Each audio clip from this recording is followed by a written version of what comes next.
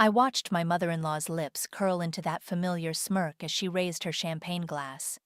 To Ella, she announced to our table of 8 at LeBlanc's rooftop restaurant, who works so hard at her career that she barely has time to make a proper home for my son.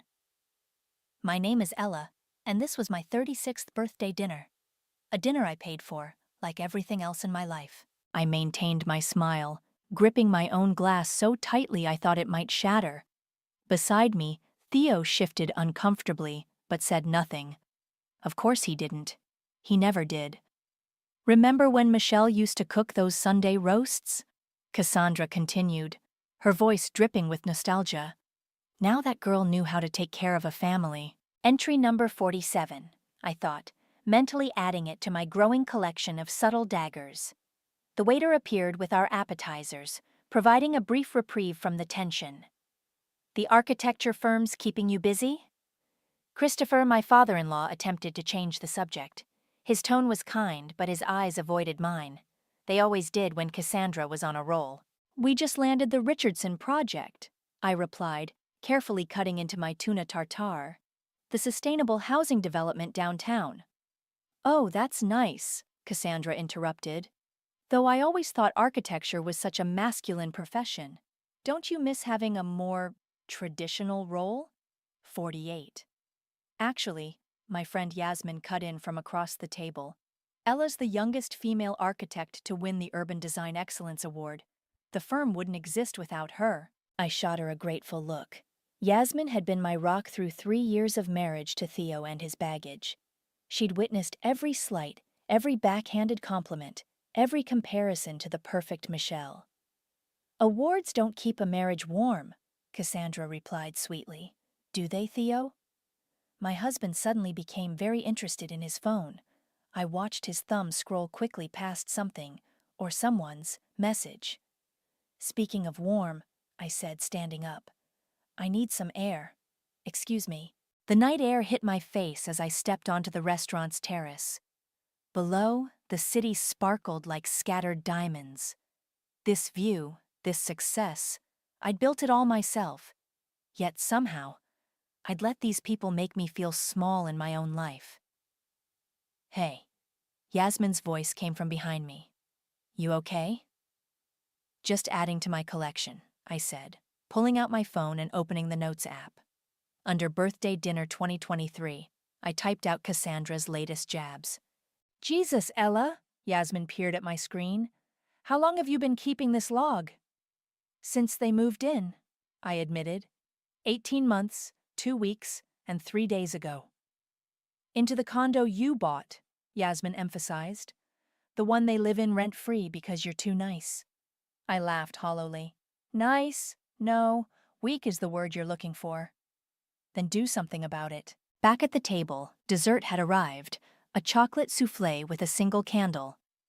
As I sat down, Theo squeezed my hand under the table, his version of an apology for his silence. Make a wish, sweetheart, Cassandra called out, her voice honey-coated poison. I closed my eyes, thinking about the document folder hidden in my home office. The one labeled Tenant Agreement, C&C Homes. The one I'd had drawn up as a formality when they moved in, complete with behavioral clauses I never thought I'd enforce. What did you wish for? Theo asked after I blew out the candle. I smiled, thinking about the growing file of screenshots, recordings, and documented incidents. About Michelle's constant presence in our lives, digital and otherwise. About the carefully crafted lease agreement that would become my sword. Peace, I said simply. Just peace. Cassandra laughed. Oh, you're always so serious, Ella. You know what you need? To relax more. Michelle always knew how to laugh at herself. 49. As the evening wound down and the bills were settled, by me, naturally, I watched Theo help his mother with her coat. They'd all go back to my condo tonight, my space, my sanctuary, invaded by people who saw me as nothing more than an inconvenient stepping stone in their son's life. But something had shifted tonight. Maybe it was the champagne, or maybe it was simply time. But as I watched them pile into their Uber, I felt the last thread of my patience snap clean through. Happy birthday to me, I whispered, opening my phone to add entry number 50. Tomorrow, I'd call my half-sister Summer. She wasn't just a real estate attorney. She was someone who understood what it meant to be treated like an outsider in your own life. And together, we'd make sure this was the last birthday I spent swallowing other people's poison. The morning after my birthday, I stood in my kitchen, staring at the Live, Laugh, Love sign Cassandra had mounted above my sleek marble countertops, without my permission, like everything else she'd done to my home. The chrome appliances are so cold, she'd said when they first moved in. This makes it more homey. I sipped my coffee, remembering how my modern, minimalist condo had slowly transformed. Floral cushions appeared on my leather sectional. Lace doilies materialized under my carefully curated decorative pieces. Each change came with a comment about how sterile my taste was. The sound of shuffling slippers announced Cassandra's arrival. "Oh, you're up early," she said, eyeing my work attire. "Another busy day at the office?" "Client meeting at 9. She clicked her tongue. "Theo barely sees you anymore. I was just telling Michelle the other day." The mug nearly slipped from my hand. "You still talk to Michelle?" "Of course, she's practically family. Such a shame things didn't work out with her and Theo. Though maybe if he hadn't been so focused on his career back then." The implication hung in the air like smoke. I set my mug down and opened my laptop, pretending to check emails while Cassandra bustled around my kitchen, rearranging things to her liking. A notification popped up on my screen. Theo had left his Gmail logged in on our shared desktop computer. Again. A new email caught my eye. Missing the old times. M. My finger hovered over the mouse. I shouldn't. I wouldn't. I did. "Remember that little Italian place on 4th? Was thinking about our Friday night tradition. Still make the best carbonara you've ever had? M." Those were simpler times. Sometimes I wonder. T. The thread went on. And on. Months of exchanges, hidden in plain sight. "Ella?" Cassandra's voice made me jump. "Would you mind picking up some groceries? I'm making Theo's favorite pot roast tonight. Though I'm sure you're too busy." "Actually," I said, closing the laptop, "I need to head to the office. Big presentation." In my home office, I locked the door and called Yasmin. "They're still in contact," I said without preamble. "Theo and Michelle. They've been talking this whole time." "That sneaky little—" Yasmin caught herself. "What are you going to do?" I opened my drawer and pulled out the tenant agreement. Remember when they moved in? How Theo said it would just be for a few months until they got back on their feet? Yeah, 18 months ago. I had them sign this agreement. Behavioral clauses, respect for property, guest policies, even a morality clause. I laughed bitterly. I thought I was being paranoid. And I'm done being the bigger person. I pulled up my phone and dialed a number I hadn't used in years. It rang 3 times before a familiar voice answered. "Ella? Is everything okay?" "Summer," I said. "I need your legal expertise." My half-sister was quiet for a moment. The family lawyer in me should probably refuse due to conflict of interest, but the sister in me is intrigued. "Lunch today? I'll explain everything." After hanging up, I heard Theo's voice in the kitchen. He was home early, unusual for a workday. "Mom, you can't keep bringing up Michelle," he was saying. "It upsets Ella." "Oh, please, I'm just reminiscing. Besides, Michelle asks about you all the time. She misses our family dinners." I pressed record on my phone, adding to my collection of evidence. That's not appropriate, Mom. Neither is letting your wife work so much that she neglects her home. This place was so much warmer before she stripped away all the character." I stopped recording and opened my notes app. Unauthorized decorating changes, 27 instances. Inappropriate comments about career, 50 instances. Unauthorized guests, 12 instances. Michelle mentions, 31 instances. Property rearrangement, 43 instances. The list went on. Each entry dated, time-stamped, and many recorded. A paper trail of quiet warfare. My phone buzzed with a text from Summer. Got us a table at Marino's. 12:30. Bring everything. I gathered my files and laptop, then walked through the kitchen toward the door. Theo and Cassandra fell silent as I passed. Don't forget dinner tonight, Cassandra called after me. I'm making pot roast, Michelle's recipe. I paused at the door, smiling slightly. Wouldn't miss it for the world. As I walked to my car, I added one more note to my growing list. Soon, very soon, they'd learn that my silence wasn't weakness. It was preparation. Marino's was packed with the lunch crowd when I arrived. Summer was already there, looking polished in her lawyer attire, a stack of yellow legal pads in front of her. We hadn't seen each other in months, but she hugged me like it was yesterday. So, she said as we settled into our booth, tell me about this agreement. I pulled out the document and slid it across the table. Summer's eyes widened as she flipped through the pages. You had them sign this? All of it? Every page. Notarized too.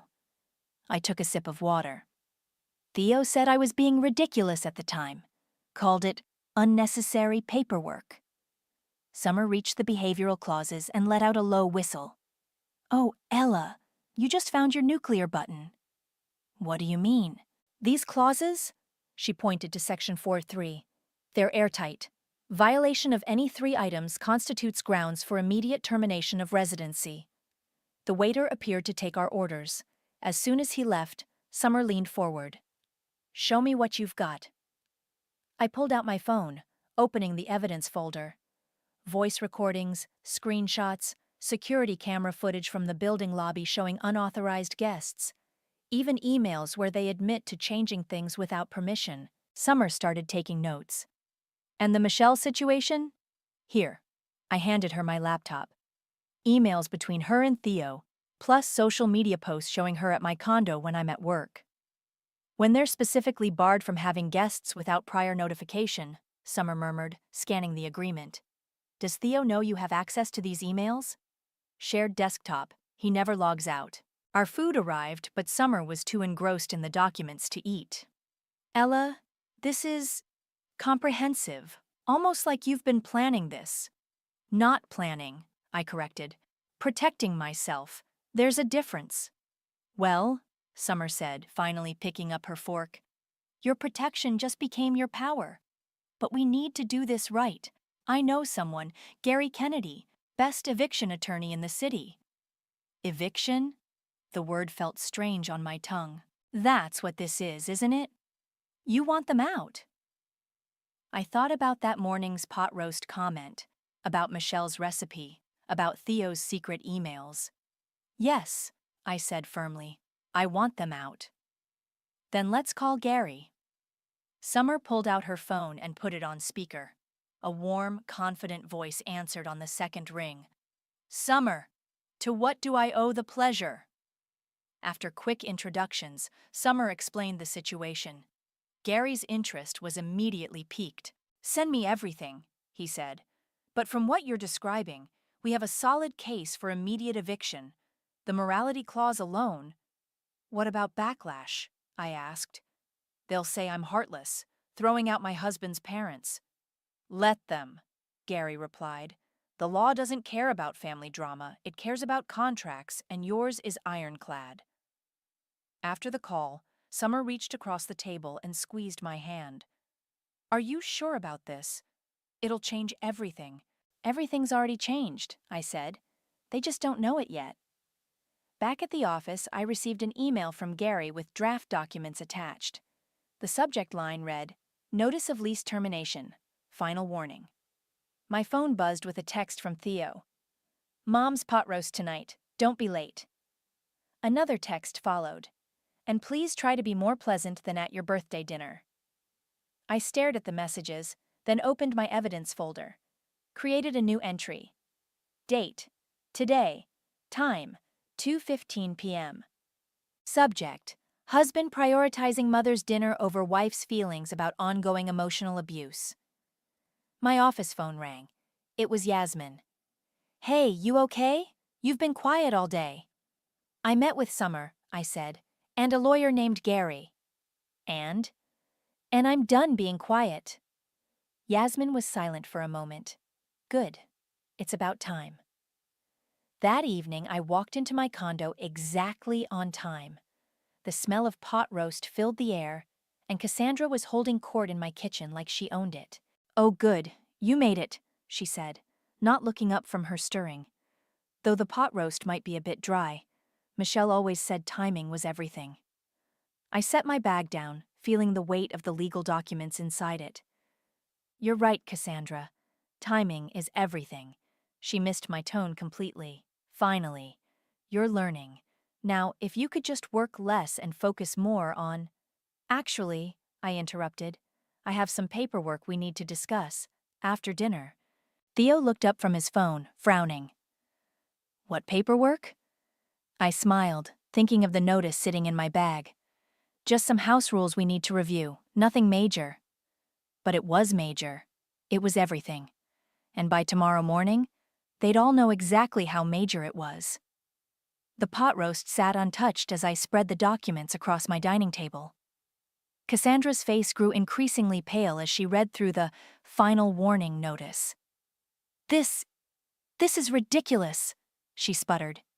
"We're family." "Family respects boundaries," I replied calmly, pointing to a highlighted section.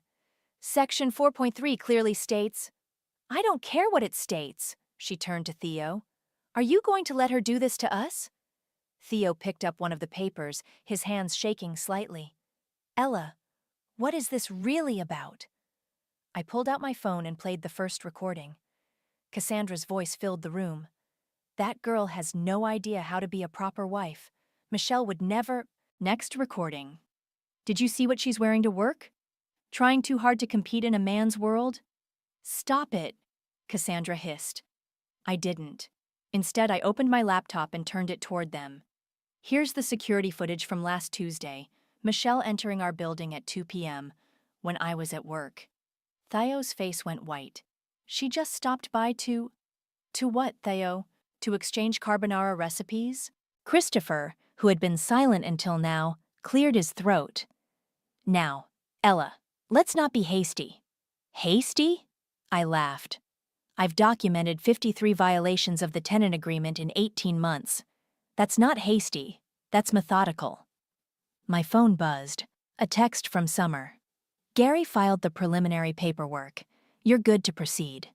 Cassandra stood up, her chair scraping against the floor. "We took you in as family. We've only ever wanted what's best for Theo." "You live in my home," I said, my voice steady. "The home I bought before I even met Theo. And you've spent every day trying to make me feel unwelcome in it." "Because you're not right for him," Cassandra exploded. "You're cold, career-obsessed." "Mom!" Theo interrupted, but I held up my hand. "Please, let her finish. I'm recording this too." That shut her up. I turned to my husband. "Did you want to explain the emails, or should I read them aloud?" "What emails?" Christopher asked. I opened the email thread on my laptop. "Missing the old times? Sometimes I wonder. Ring any bells, Theo?" The room went deadly quiet. Cassandra's face transformed from anger to calculation. "We can work this out," she said, her voice suddenly honey-sweet. "We're family. Families fight, but they forgive." "You have 2 weeks," I replied, sliding the formal notice across the table. "After that, I expect the condo returned to its original condition. Any damages will be deducted from your security deposit." "Security deposit?" Christopher sputtered. "We never paid—" "Exactly. Which means you'll be paying for any damages out of pocket." Theo finally found his voice. "Ella, please, where are they supposed to go?" "That's not my problem." I stood up, gathering the documents. "You have their real estate agent's number, don't you? Michelle's still in that business, right?" The pot roast was cold now, forgotten in its serving dish. Cassandra started to cry. Real tears or tactical ones? I couldn't tell anymore. "I'm going to stay at Yasmin's tonight," I announced, picking up my pre-packed overnight bag. "I suggest you all use this time to start packing." "If they go, I go," Theo said, trying to sound firm, but his voice cracked. I paused at the door. "I know. Your bag is in the guest room closet. I packed it this morning. Later that night, curled up on Yasmin's couch, I checked my phone. 5 missed calls from Theo, 3 from Cassandra, and 1 text from Michelle. They told me what you did. You've changed. I typed back, "No, I just stopped pretending." Yasmin brought me a glass of wine. "How do you feel?" "Lighter," I said, surprising myself with the truth of it. "Like I can breathe." "Gary called," she said. "He's impressed with your documentation. Said it's the most organized case he's seen in years." I smiled, thinking of all those careful notes, all those recordings, all those screenshots. Well, they always said I was cold and calculating. Might as well prove them right. My phone buzzed again. Summer this time. Just checked the security cameras. They're packing boxes. It's really happening. I took a sip of wine, remembering Cassandra's face when I played those recordings. Theo's expression when I mentioned the emails.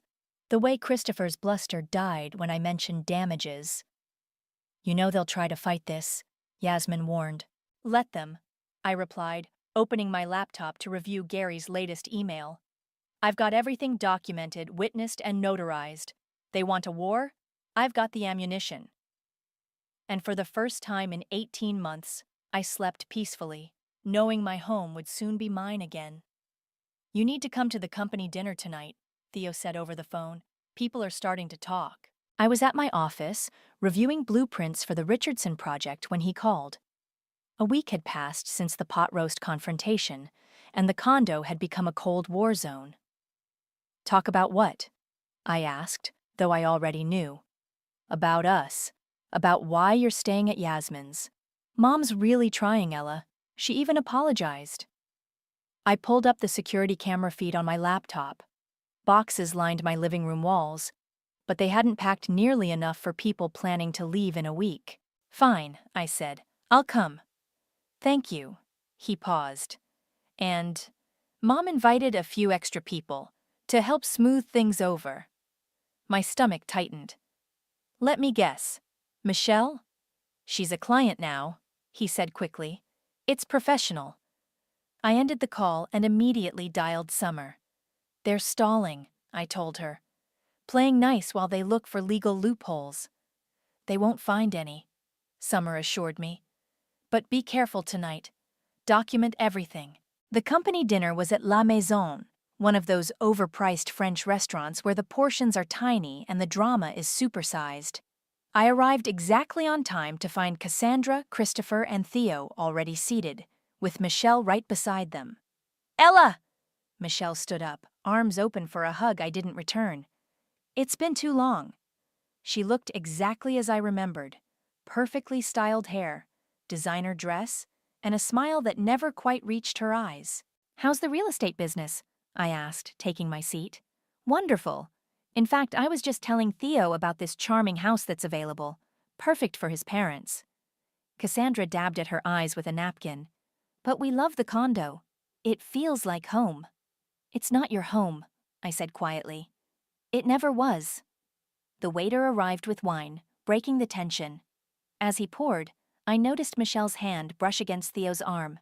Casual, practiced, familiar. "Remember when we used to come here every anniversary?" she asked him. That corner table was our special spot. I pulled out my phone under the table and hit record. "Oh, yes," Cassandra beamed. "You two had such traditions. Speaking of which, Michelle brought something special." Michelle reached into her bag and pulled out a small wrapped package. "I saw this and thought of you, Theo. Remember that summer in Venice?" My husband's face softened as he opened it, a small glass gondola paperweight. "Our first trip together." "That's it." I stood up, grabbing my purse. "I'm done."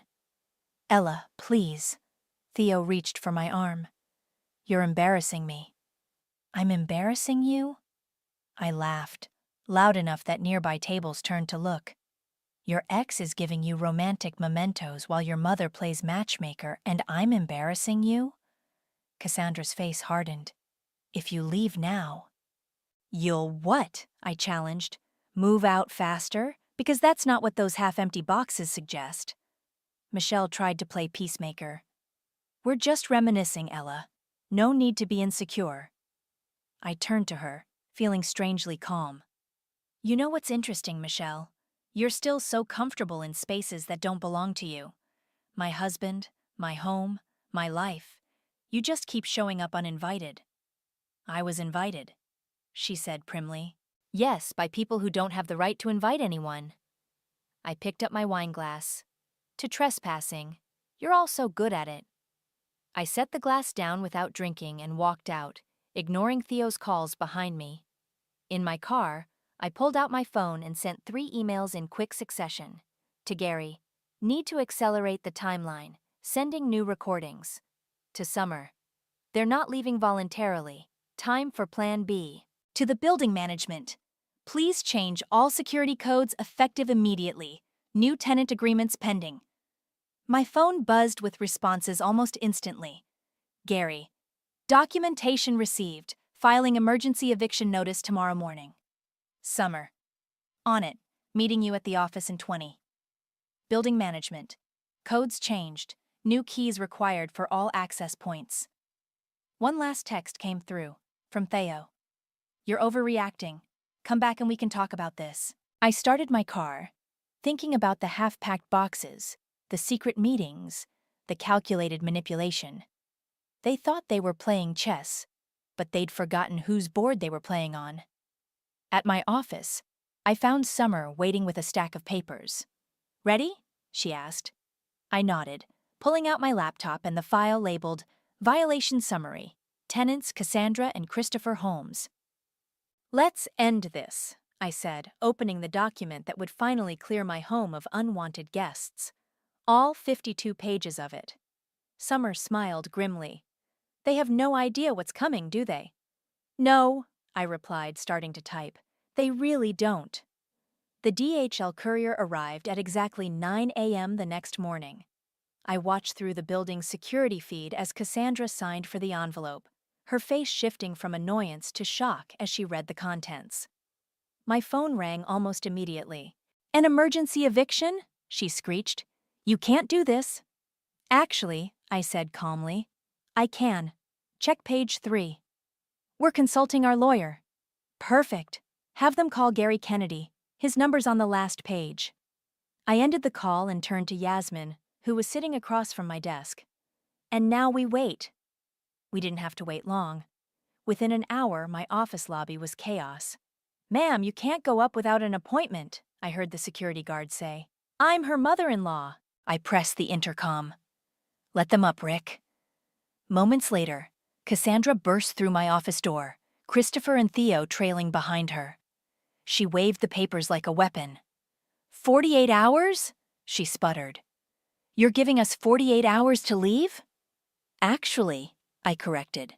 I gave you 2 weeks. You chose to spend that time plotting instead of packing. We were trying to work things out, Theo protested. By taking Michelle to our favorite restaurants? By letting her give you romantic gifts? That's not... Save it. I stood up, facing them. You have 48 hours to vacate my property. After that, anything left behind will be considered abandoned and disposed of. Cassandra's face crumpled. Please, Ella. We'll do better. We'll respect your boundaries. Like you respected them last night? I turned my laptop around, showing the security footage. Here's Michelle entering the condo at midnight, after the dinner. Care to explain? Theo paled. She just wanted to talk. In our home? Without my knowledge or consent? I clicked to another window. Here's the lease agreement you all signed. Section 6.2, no unauthorized guests between 10 p.m. and 7 a.m. You're really going to throw us out over a technicality? Christopher finally spoke. No, I replied. I'm throwing you out because you've turned my home into a battlefield, because you've undermined me, disrespected me, and treated me like an intruder in my own space. I pulled out a thick folder. Here's every incident, every insult, every violation. Would you like me to read them chronologically or by category? This isn't right, Theo said, his voice breaking. We're family. Family? I laughed. Family doesn't conspire with exes. Family doesn't make someone feel small in their own home. Family doesn't need a legal document to behave decently. Cassandra switched tactics, tears flowing freely now. Where will we go? We can't find a place in 48 hours. Michelle's a real estate agent, I said sweetly. I'm sure she can help. She seems to help with everything else. If they go, I go, Theo announced, trying to sound firm. I opened my drawer and pulled out another envelope. I thought you might say that. Here's your copy of the eviction notice. His face fell. You're evicting me too? You're on the lease as a tenant, not an owner. Check the property records. The room went silent. Yasmin, who had been quietly watching, stood up. I'll show you out, she said to the shell-shocked group. Unless you'd like security to do it? Cassandra made one last attempt. Your father would be ashamed. My father? I cut her off. The man who treated me like a dirty secret for years? Funny you should mention him. He taught me something valuable. Always get everything in writing. As they left, Theo lingered in the doorway. Ella, please, we can fix this. No, I said softly. We can't. But you can start packing.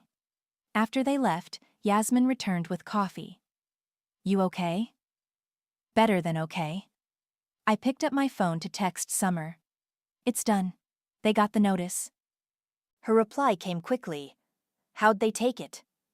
About as well as you'd expect, but it's done. I spent the rest of the day fielding calls from various family members, each one more outraged than the last. I let them all go to voicemail. At 5 p.m., Gary called. They tried to file an emergency injunction. Judge threw it out in 10 minutes. Your documentation was bulletproof.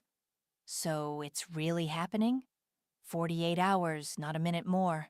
I've arranged for a sheriff to be present if needed. I looked out my office window at the city skyline, feeling lighter than I had in months. My phone buzzed with a text from Theo.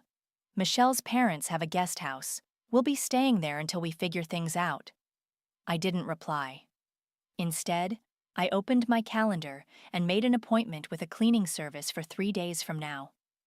It was time to reclaim my space. The sheriff stood beside me as I entered my condo exactly 48 hours later.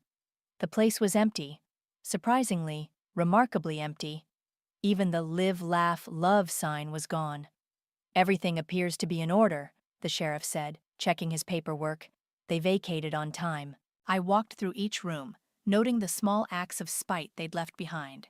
Tiny nail holes where Cassandra's precious decorations had hung, a coffee ring on my marble counter, the lingering smell of Michelle's perfume in the master bedroom. My phone buzzed. A text from Summer. Need company?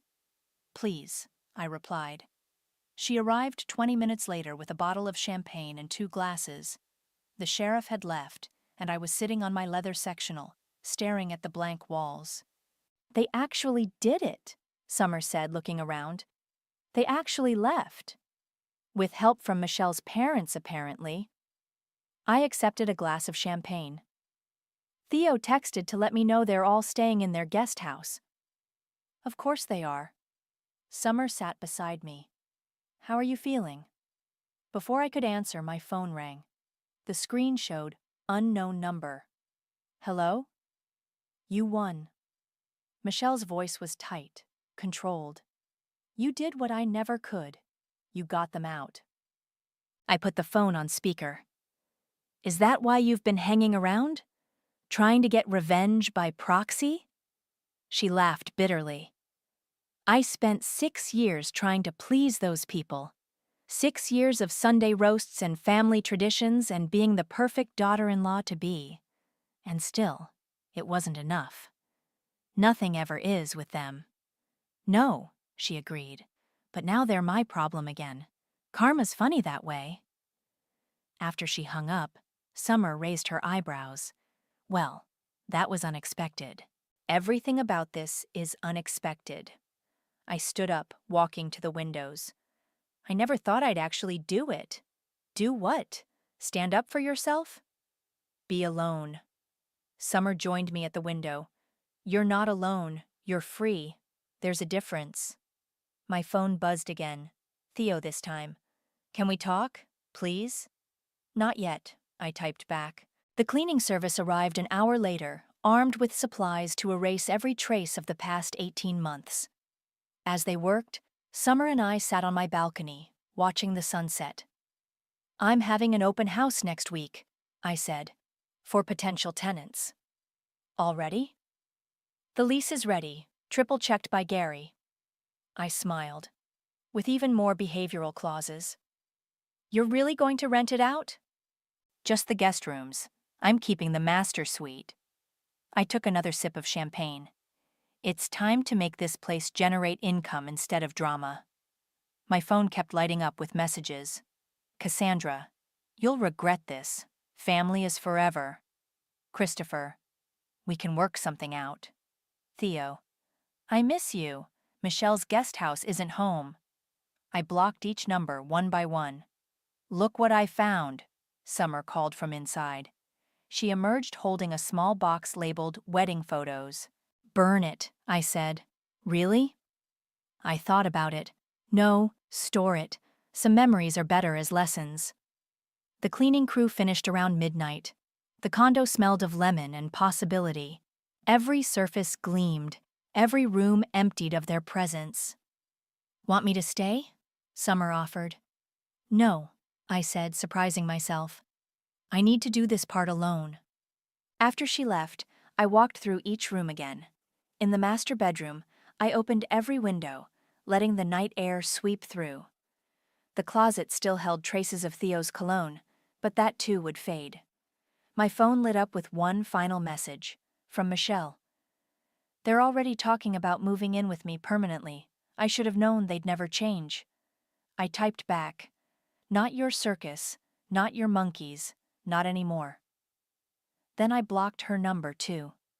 In my home office, I found my old journal, the one where I documented every slight, every insult, every manipulation. I opened to the first page, dated 18 months ago. "Today, they moved in. Cassandra rearranged my kitchen without asking. Said my organization system was too complicated. This is temporary, Ella. Stay calm." I closed the journal and placed it in my desk drawer. Not as a reminder, but as a warning to my future self. Never again. The city lights twinkled beyond my windows, and for the first time in 18 months, the silence felt right. No shuffling slippers, no passive-aggressive sighs, no whispered conversations about Michelle. Just peace. My phone buzzed one last time. Yasmin. "You okay?" "Better than okay," I replied. "I'm home." And I was. Finally, completely, home. The Richardson Project presentation was in full swing when my phone started buzzing. I ignored it, focusing on the sustainable housing blueprints spread across the conference table. "And here," I pointed to the central courtyard design, "we've incorporated community gardens and shared spaces." Another buzz, then another. The potential investors looked annoyed.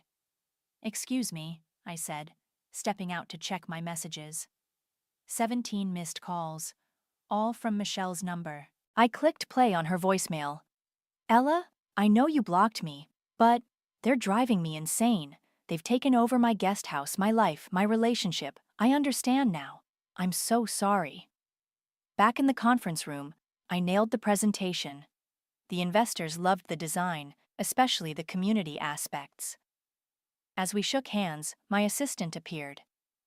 "Theo's downstairs," she whispered. "Should I call security?" I glanced at my watch. "No. Send him up." He looked different. Tired, rumpled, less polished than the man who'd left my condo 3 weeks ago. "Michelle kicked us out," he said without preamble. That was fast. "Mom went too far. Started redecorating, criticizing her cooking." He ran a hand through his hair. "Sound familiar?" "Why are you here, Theo?" "I miss you. I miss our life." "Our life?" I gestured around my office. "You mean the life where your mother controlled our home? Where you secretly emailed your ex? Where I documented 53 violations just to feel sane?" "I was wrong," he said quietly. "About everything." "Yes, you were." I sat down at my desk. "But that's not why you're here. You're here because Michelle finally saw the real them, and now you have nowhere to go. His silence confirmed it. The guest rooms are rented, I said. To a lovely medical resident who works night shifts and a graduate student who's barely home. They signed the new lease yesterday. What about us? Our marriage? I opened my drawer and pulled out an envelope. Divorce papers. My lawyer drew them up last week. Ella, please. I kept a journal, I interrupted. Every day for 18 months I wrote down how small they made me feel. How you let them do it. Do you want to know what the last entry says? He shook his head. But I continued. It says, they thought I was just the girl who poured tea and kept quiet. Turns out I also wrote the lease agreements and the exit strategy. My phone buzzed again. Michelle, they're looking for another place. Please, any advice? I showed Theo the message. Funny how history repeats itself. Mom's talking about moving to Florida, he said weakly. Good for her. The sunshine might improve her disposition. Security appeared in my doorway. I'd texted them while he was talking. Mr. Holmes, we'll escort you out. That evening, I hosted a housewarming dinner for my new tenants. Sarah, the medical resident, brought wine. James, the grad student, made pasta. We sat at my dining table, the same one where I'd served that last pot roast, and talked about normal things. Work, studies, life. My phone lit up with a text from Summer. Heard about Michelle's guest house drama. You okay? Perfect, I replied. Having dinner with my new housemates, normal drama-free people who signed a 15-page lease agreement. Later, as I got ready for bed, I noticed something in my closet. Theo's old Harvard sweatshirt. I'd worn it every Sunday morning while making coffee, back when I thought love meant enduring anything. I packed it in a donation box along with the wedding album Summer had found. My phone buzzed one last time. Cassandra. We're moving to Florida. I hope you're happy with what you've done to this family. I typed back. I am. Enjoy the sunshine. Then I walked out to my balcony, where the city sparkled like it was celebrating with me. My phone rang. Yasmin. Hey, she said. Heard Theo showed up today. Yeah. Apparently Michelle finally got a taste of the real Cassandra experience. And nothing. The lease is signed, the divorce papers are filed, and my in-laws are Florida-bound. I smiled into the night air. I'm free. You always were, Yasmin said. You just needed to realize it. Inside, I heard Sarah and James laughing over dessert. Normal sounds. Happy sounds. No manipulation, no drama, no passive-aggressive pot roasts. I thought about that first night after they'd moved in, when Cassandra had rearranged my kitchen. If I'd known then what I know now, I would have handed her the lease agreement right there. But sometimes the longest routes teach us the most important lessons. That family isn't about endurance, love isn't about surrender, and peace isn't found in silence. It's found in finally speaking up. I went back inside to join my new housemates, leaving the past where it belonged. Behind me, filed away, with all the proper documentation.